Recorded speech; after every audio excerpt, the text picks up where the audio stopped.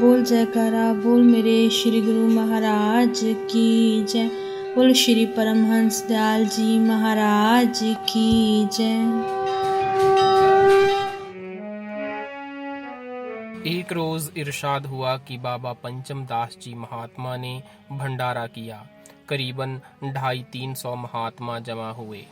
कुल आदमियों से राय लेकर और सलाह मशविरा यानी परामर्श करके बराबर का घी व शक्कर डालकर हलवा तैयार कराया। पंजाबी महात्मा बहुत जमा हुए थे, बड़ी रुचि से खाया। वह हमको भी बुलाकर ले गए थे।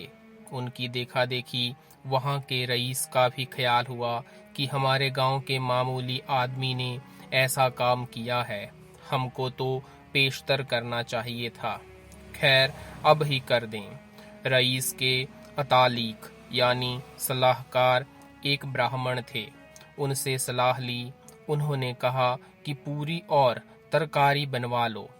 पाव भर आटा फी आदमी के हिसाब से काफी होगा।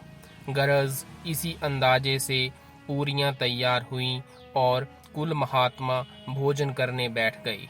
2 पंजाबी आदमी सेर सेर भर खाने वाले पाव भर पूरियों को चटनी की तरह चाट कर बैठ गए। उधर खाना खत्म हो गया और गड़बड़ी मची। अब हालो हाल यानी उसी दम क्या हो सकता था। बहुत सलाह मशविरा किया, कोई बात दुरुस्त न बैठी।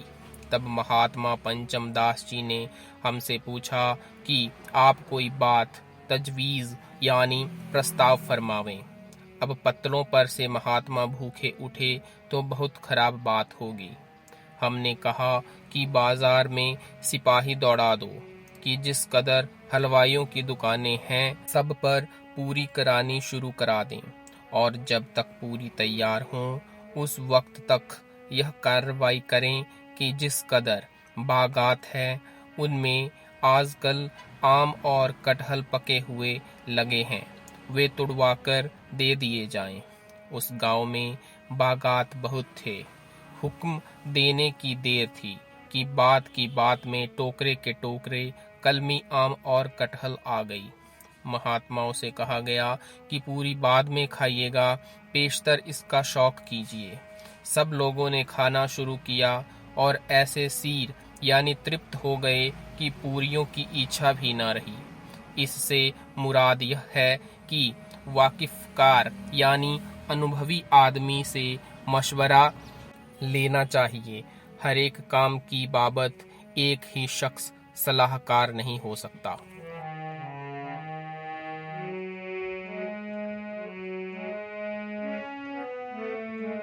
एक रोज एक साहब ने अर्ज किया कि श्री महाराज फलां सत्संगी भाई एक जन यानी औरत बाजारी पर दिलो जान से फरेफ्ता यानी मुग्ध हैं और उसकी दमबाजी यानी आकृष्ट करने में आकर अपने धनमाल का नुकसान कर रहा है। चूंकि उसको आपसे बड़ा प्रेम है और आपकी बात में श्रद्धा है, इसलिए आप ही समझाइए।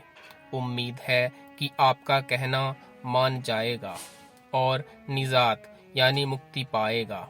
आपने फरमाया कि अभी समझाने का मौका यानी अवसर नहीं है। वह शख्स उससे सच्चा प्रेम रखता है और बिल्कुल मुब्तिला यानी तल्लीन है, और उसकी तरफ से अभी कोई बेरुखी नजर नहीं आई, इसलिए हमारे कहने सुनने से दिल न हटेगा। अलबत्ता जब उनका कुछ नुकसान हो लेगा और फिर वह बेरुखी करेगी, उस वक्त समझाने का मौका होगा। विदुर नीति में लिखा है कि विदुर जी महाराज ने धृतराष्ट्र को समझाया कि आप पांडवों पर सरासर जुल्म कर रहे हैं और आपके लड़के ऐसी ज्यादतियां करते हैं और उनको मना नहीं करते। यह बात धर्म के विरुद्ध है। चूंकि वे उस समय राजमद में मतवाले थे, उनकी बात न सुनी, उलटे खफा यानी क्रुद्ध होकर कहा कि तुम यहाँ से चले जाओ। विदुर जी हस्तिनापुर छोड़कर बद्रिकाश्रम को तप करने चले गए।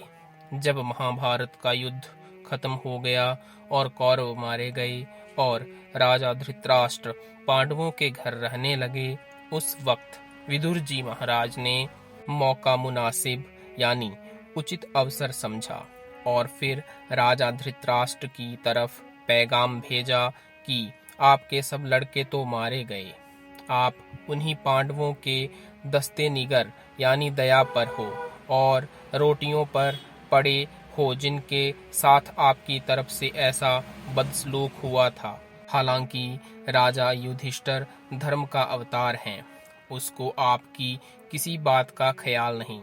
अर्जुन व नकुल व सहदेव के भी ख्यालात बर्दाश्त करने वाले हैं, मगर भीमसेन का सलूक आपके साथ अच्छा नहीं।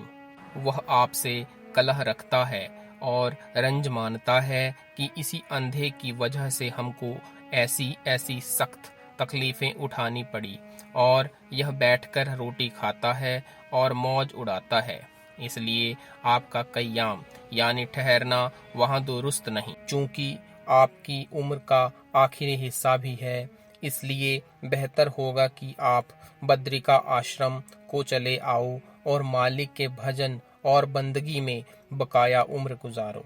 चूंकि राजा का दिल उस वक्त तकलीफों से चूर और भीमसेन के तानों से नाफूर यानी घायल था, यह उपदेश काम कर गया और राजा हस्तिनापुर से बद्रिका आश्रम चला गया।